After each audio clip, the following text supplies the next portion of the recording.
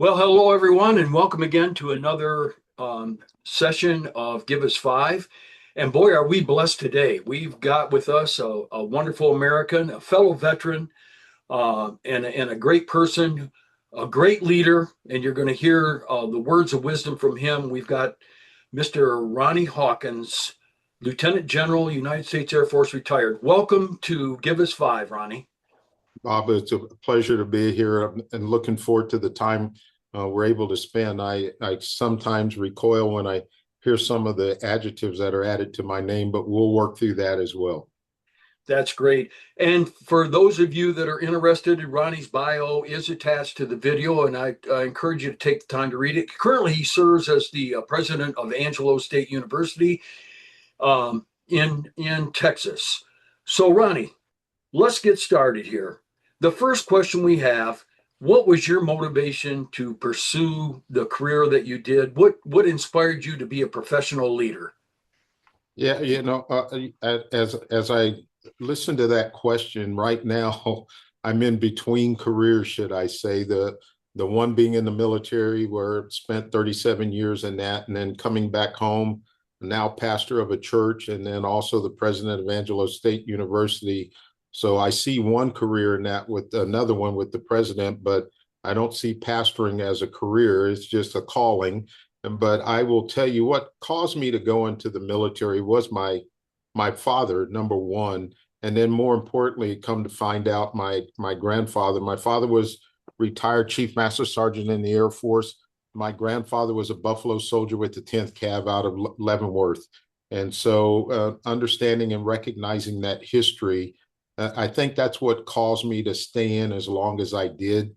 And the profession of arms that goes with being in the United States military, not just the Air Force, it's a great profession. And I still look at it as such, even with some of the things that are going on in our military today. But it was because of that. And I will also tell you it was because of the different military schools that I went to, the first one being Squadron Officer School. And when I look back on that, that's when it clicked to me such that I came back and told Maria, my wife, that initially I told her that we were only going to stay in the military for 4 years to pay off my Air Force ROTC scholarship. And then it ended up, I say I had poor math because it was 37 years, 7 days, or 7 months and 10 days before that's on my retirement paperwork. And so here we are today back in San Angelo. And I will tell you, I came here through my father again, who at the time was stationed in Peshawar, Pakistan. He was in security service. Security service was initially at Goodfellow Air Force Base. So we got here in 1969. And so I call it home as a result of that. But then that's when, after marrying Maria and taking a long trip up the quote unquote Leavenworth, Kansas, not the penitentiary, but the city itself.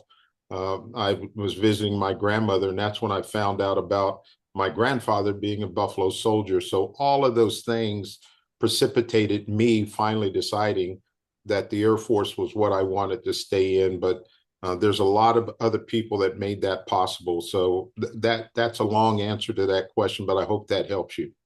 No, that was great. That was great. Certainly, you've got a wonderful history. Well, Ronnie, there's a long list of positive traits, attributes, if you will, that are exhibited by good leaders. I wonder if you have 3 to 5 traits that you find important that you'd like to share. Well, I can do that, but I will tell you they come after having watched other great leaders. And boy, I could rattle those off, and I don't want to be a name dropper, but that first one is an ability, have a desire to read and read a lot. And I saw that when I was an executive officer and quote unquote aide to a number of general officers, and then also crossing paths as a general officer with other general officers. They were all just voracious readers, and I've come to see that as one of those traits that I enjoy doing, and a long list of traits that I have. The other one after that is endurance.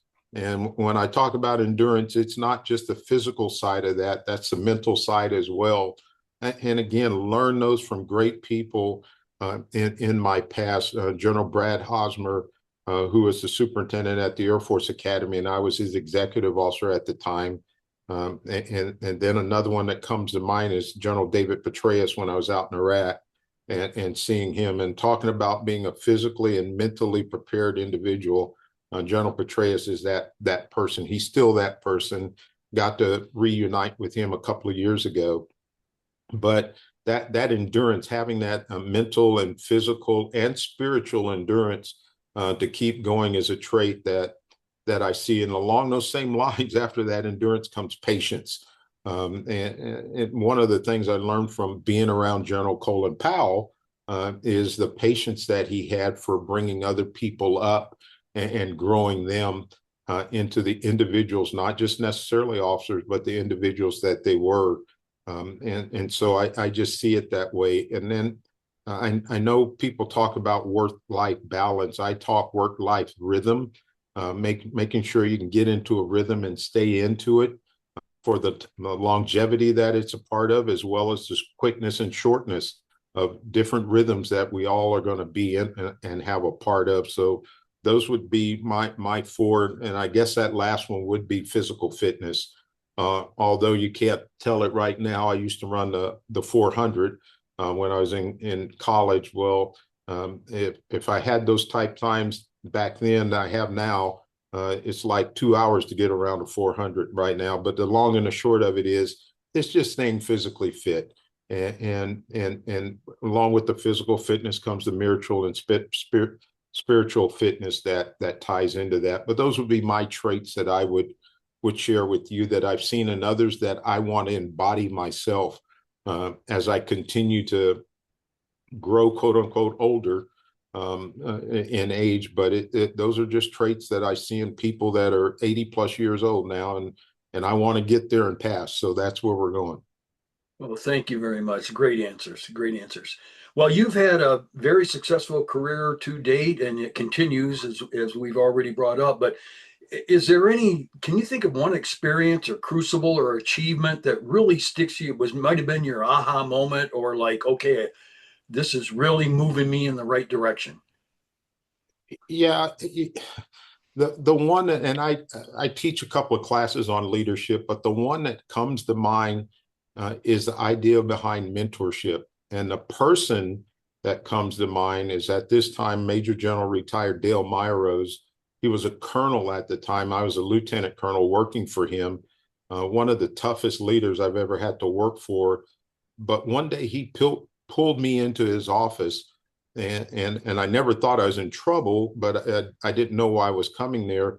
But it was the beginning of a mentoring relationship that I had with him that really flipped the switch for me in being an Air Force officer and a senior Air Force officer, and figuring out and realizing and understand, or beginning to understand, what it meant to be a general officer. Because I said I was a lieutenant colonel, I was a colonel at the time, but it was one of those areas that I had no idea what it took to get to what I would call the next level.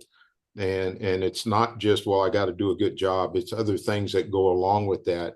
And Dale Myrose took the time to mentor me, not just teach and talk to me, mentor me on what that meant. And mentorship is a big part of who I am now and what I believe in. And so I would tell you that was that pivotal moment in my life and in my career. There are other moments, if you will, that stand out. And if Maria was sitting by me, I'd tell you it was our marriage, but she's not. So I'll go with my mentoring here and see if that works for you. But that truly was that brought that moment in my life.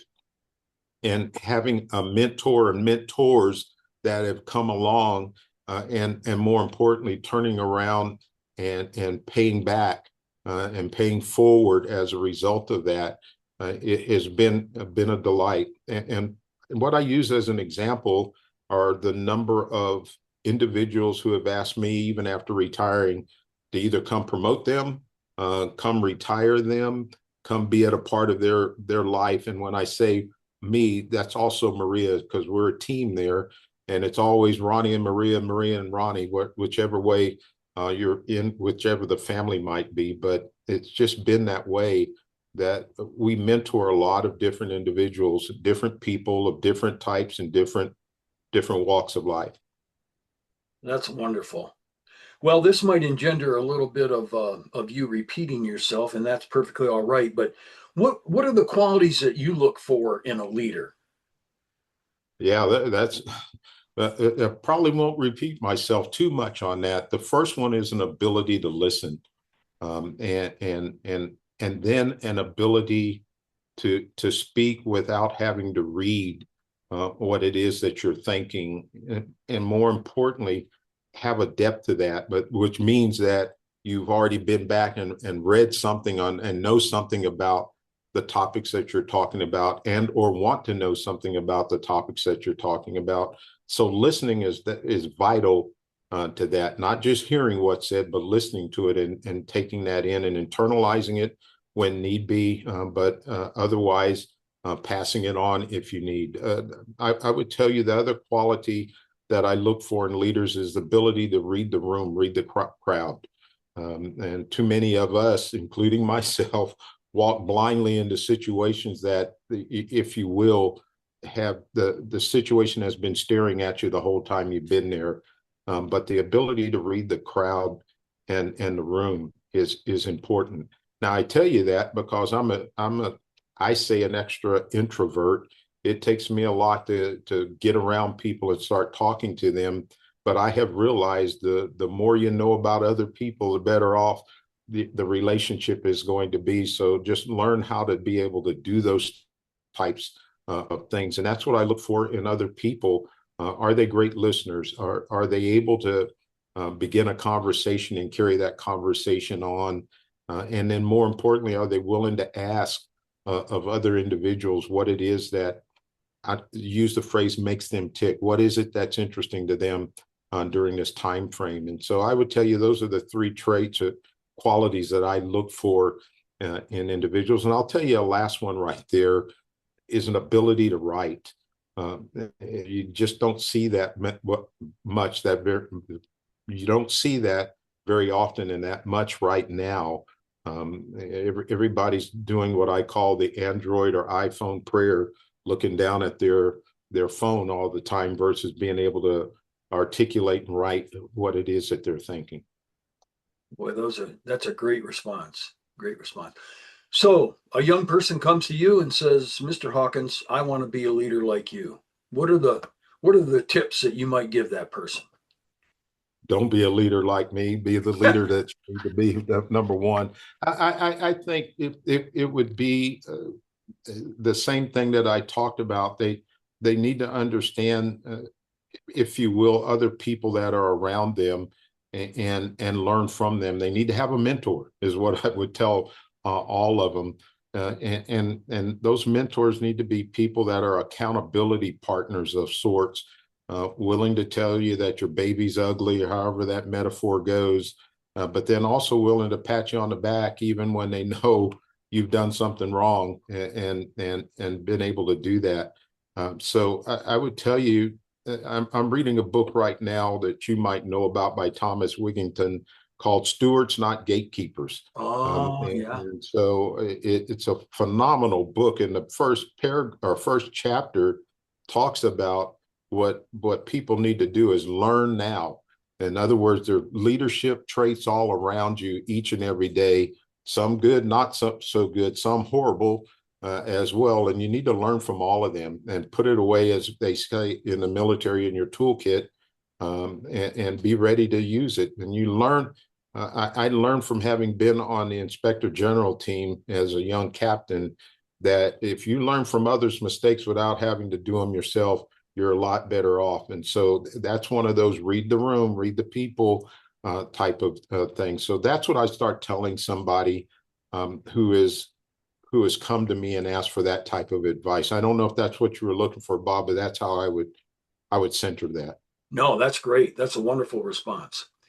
Well, finally, Okay, I can't hear you there. I don't know if that's me or not. can you hear me now? Oh, can you hear me now? Yeah. Wow. How about now? I can now. Yeah. Okay, well, we had a little interruption there, but that's okay. Um, you know, every person has values, and I just wonder if you have 3 to 5 personal values that are kind of sacrosanct to you. I mean, they're, you'd never compromise them. They speak of who you are, your character, if you will. Well, the first one, Bob's going to be for me being a godly man or woman, and I don't say that to brag either way, but I put God first in everything that I do, and I value that, and it comes from some readings in the Bible called the Shema. Hear, O God, hear, O Israel, the Lord our God is one God. You shall love the Lord your God with all your heart, all your soul, and all your strength. So that would be that first value that I want to see, or that I want to perpetuate, as well as project to other people, and want people to see that, and not see it as being hypocritical or any other way. The other value that I have is my family. I've been married 52 years to a sweetheart, and we've been together for that time frame. I knew her in the 10th grade and have not known her since. So it's the family. It's the nuclear family, and then more importantly, the family that grows from that. We have a lot of Air Force children now as a result of having been in. So that family just continues to grow. But that nuclear family, my 2 sons and our daughter and our grandchildren, are very, very important to me, as well as my sisters and brother. But it's that nuclear family right there that I value very much. And then I would tell you probably the next one would be what I talked about before, an ability to learn from reading, watching, talking with other people, but just continually learning. And that's really ringing true here at the university level. The things that I learned back when I was here, I was in the punch card days, if that gives you the date from me right now. But understanding and appreciating the technology that is around, the ability to reach out and learn, and figure out whether it's factual or not, but being able to learn in that manner, it's incredible. I call you back to the time when my father was in Vietnam. We were only able to talk to him. He was there a year. I was able to talk to him one time, and it was for a minute. And in between the minute, we used the word over, many times, if you can figure out what we're talking about there. And now you can pick up a phone and be FaceTiming with somebody in the same country that my father was in, and it's almost near real time, if you will. So having those things available to us, and being able to learn, it's a privilege to be able to do those things, whereas some people still don't even have the concepts and abilities to do those. So those would be those 3 values that I have. I think it was Groucho Marx. If you don't like those, I got more I can give you. No, that's wonderful. What a great response. Well, Ronnie, we can't thank you enough for taking the time to share your wisdom and your leadership experience with us. And we really, really appreciate the fact that you're a caring person. You really care about what you do, and it comes across very, very clearly. So thanks again. Thank you so much. Appreciate the time. Have a great day. Happy Wednesday.